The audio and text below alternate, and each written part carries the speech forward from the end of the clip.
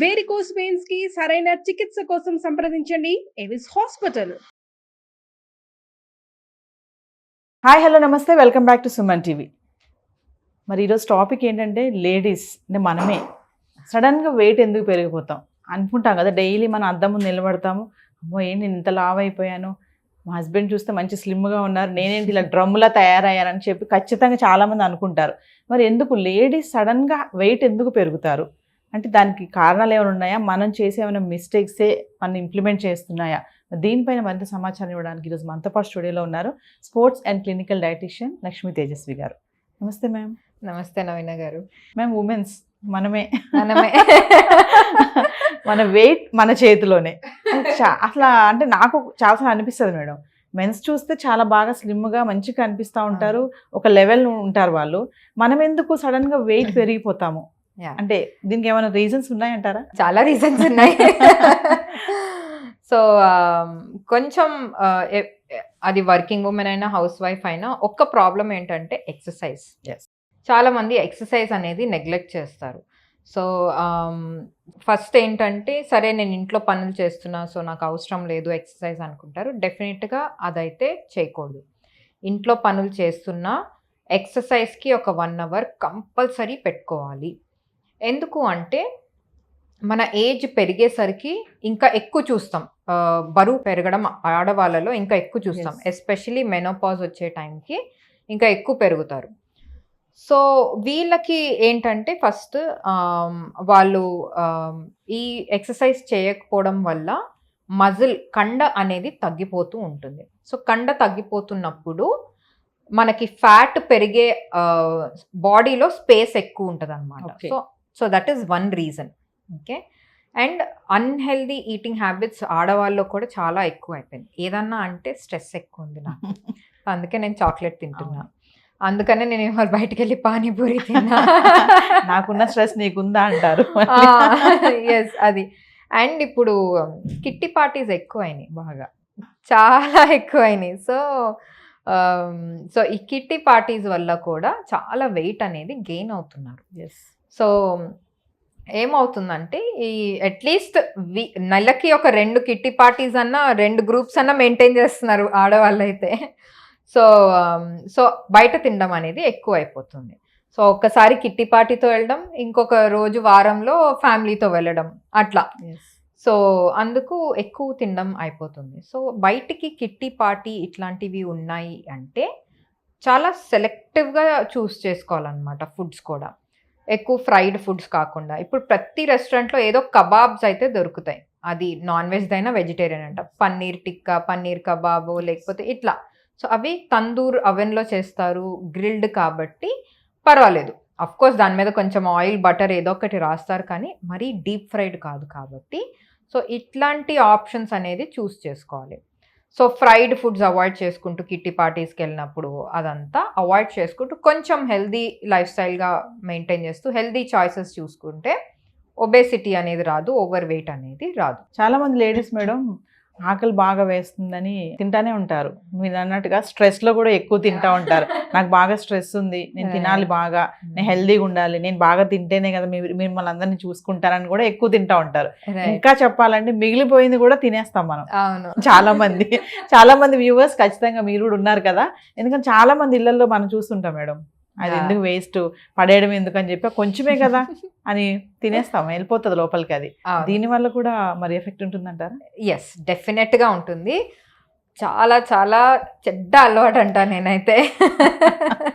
ఇట్లా strong word వాడాల్సిందే. ఎందుకు అంటే సరే ఒక్క 2 స్పూన్లే కదా అని ఆ 2 స్పూన్లు అని చూసుకుంటారు, కానీ దాంట్లో ఎంత క్యాలరీస్ ఉంది, ఎంత ఫ్యాట్ ఉంది అనేది చూసుకోరు.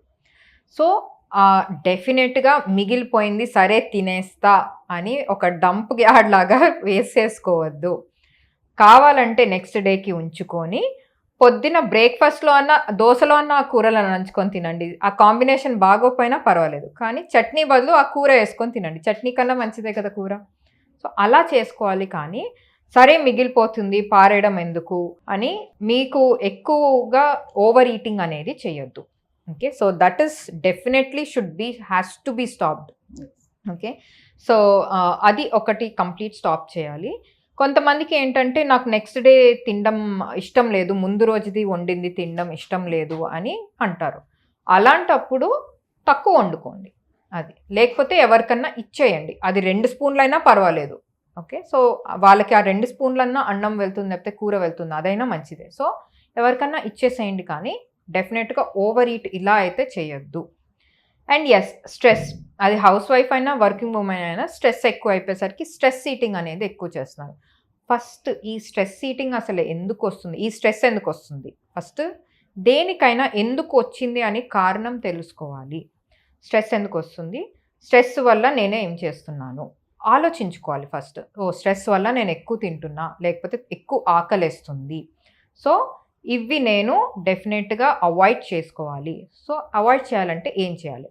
either go to a doctor or go to a dietitian nutritionist and find out, okay, లేదండి డాక్టర్ ఐఎమ్ డూయింగ్ దిస్, నాకు కొంచెం స్ట్రెస్ ఎక్కువ అయినట్టుంది, నేను ఏం తినాలో అర్థం కావట్లేదు, ఊరికే ఆకలేస్తుంది, ఆకలేసినప్పుడు ఏం తినాలో అర్థం కావట్లేదు, అందుకే అన్ని దొరికిని తినేస్తున్నాను అంటారు.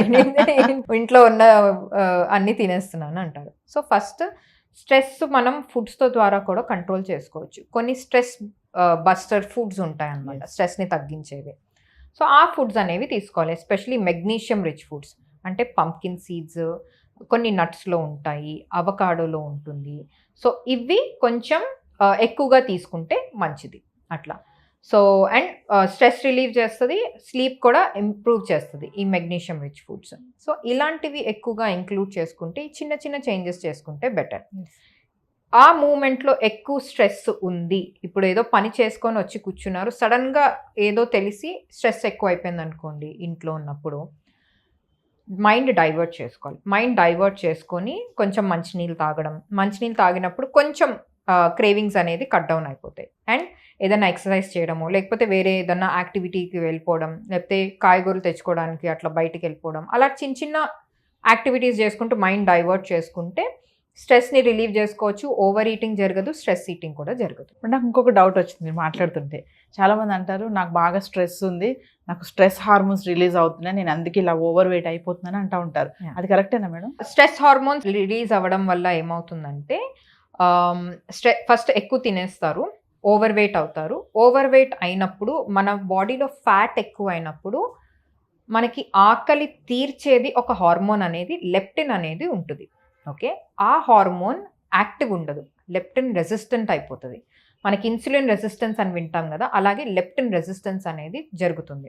ఫ్యాట్ ఎక్కువ అయిపోయినప్పుడు, ఓవర్ వెయిట్ ఎక్కువైనప్పుడు, స్ట్రెస్ కూడా ఎక్కువైనప్పుడు కూడా జరగచ్చు ఇది. సో అట్లాంటప్పుడు ఈ హార్మోన్ రెసిస్టెన్స్ అయిపోయినప్పుడు మనం ఎంత తిన్నా, మనం 5 చపాతీలు తిన్నా మనకు కడుపు నిండినట్టు అర్థం కాదనమాట. ఈ హార్మోన్ ఏం చేస్తుందంటే మనం ఎంత తిన్నామో ఎంత సరిపోతుందో చెప్తుంది. సో అది ప్రస్తుతానికి జరుగుతలేదు బాడీలో. సో ఆ ఇష్యూ ఉందా లేదా అనేది ఒక ఎక్స్పర్ట్ దగ్గర నుంచి తెలుసుకొని దానికి మనం ఏం చేసుకోవాలనేది చూడాలి. లేదు they do not want to go to an expert అంటే దెన్ మైండ్ డైవర్ట్ చేసుకోవడం, ఎక్సర్సైజ్ చేసుకుంటే ఈ రెసిస్టెన్స్ అనేది తగ్గుతుంది, ఈ హార్మోన్ అనేది ఇంకా బాగా పనిచేస్తుంది. Only through exercise it will work better. ఎందుకంటే ఎక్సర్సైజ్తో ఫ్యాట్ తగ్గిపోతుంది కాబట్టి, ఫ్యాట్ తగ్గుతుంటే ఈ హార్మోన్ అనేది ఇంకా బాగా ప్రొడ్యూస్ అయ్యి ఇంకా బాగా పనిచేస్తుంది. సో ఇట్లాంటి మెథడ్స్ చూస్ చేసుకోవాలి. కానీ ఇది అవుతుంది సరే నేను దానికి గివ్ అప్ చేసేసి ఇంకా ఎక్కువ తినడము, ఎక్కువ స్ట్రెస్ ఈటింగ్ చేయడం అనేది చేయకూడదు. ఇంకా కొంతమంది ఉన్నారు మేడం, వంట చేస్తూ తింటా ఉంటారు, అది టేస్ట్ అంటారు కొంతమంది, లైక్ చపాతీ చేస్తూ తింటా ఉంటారు, బజ్జీలు వేస్తూ తింటా ఉంటారు. ఇంకొంతమంది ఏంటంటే నేను ఎలానా లావుగానే ఉన్నాను కదా, ఇది మానేస్తే నేను ఏమైనా తగ్గిపోతానా, ఇది తినడం మానేస్తే తగ్గిపోతానా, ఒక ఐస్ క్రీమ్ తింటే ఏమవుతుంది అని కూడా కొంతమంది తింటానే ఉంటారు. ఇది ఎలా ఉంటుంది? సో అలా వర్క్ అవ్వదండి. సో లైక్ చాలా మంచి పాయింట్ చెప్పారు. చాలా మంది ఏంటంటే బాడీ షేమింగ్ చేయకూడదు ఫస్ట్ అని, ఇదొక టాపిక్ అనేది చాలా వైరల్ అవుతుంది. లావు ఉన్న వాళ్ళని లావు ఎందుకున్నావు అని అనకూడదు. ఓకే, మీరు బాడీ షేమ్ చేస్తున్నారని అంటారు. సో ఫస్ట్ అర్థం చేసుకోవాలంటే బాడీ లావుగా ఉంటే హెల్తీగా ఉన్నారు అని అర్థం కాదు. ఓకే, ఎందుకు బరువు తగ్గమని చెప్తాం మేము? అన్హెల్తీగా ఉన్నారు కాబట్టి చెప్తాం. ఓకే, బాడీ హెల్తీగా ఉంచుకోవాలి కాబట్టి చెప్తాం. ఎందుకు? మీరు బాధపడకూడదు, ఎలాంటి డిసీజెస్ రాకుండా, ఎలాంటి ఇబ్బందులు రాకుండా ఉండాలని మేము we will tell you, okay lose weight, హెల్తీగా ఉండండి. అది మీ బాడీ షేప్ మంచిగా ఉండాలని, మీరు అందంగా లేరు అని కాదు, మీరు లావుగా ఉన్నా చాలా అందంగానే ఉంటారు, బట్ లోపల అనేది అన్హెల్దీగా ఉంది. సో దానివల్ల చాలా ప్రాబ్లమ్స్ వస్తాయి. కాబట్టి సరే ఈ ఒక్కటి తినేస్తాలే ఆల్రెడీ లావు ఉన్నా అని అలాంటి యాటిట్యూడ్ డెఫినెట్గా స్టాప్ చేసుకోవాలి. ఎక్సర్సైజ్ అనేది ఎవ్రీబడి షుడ్ డూ. అది as young as 15 years old girl or as old as 60 years old women also definitely every day exercise, any type of exercise అయితే కంపల్సరీ చేయాలి. Thank you ma'am. Thank you అండి.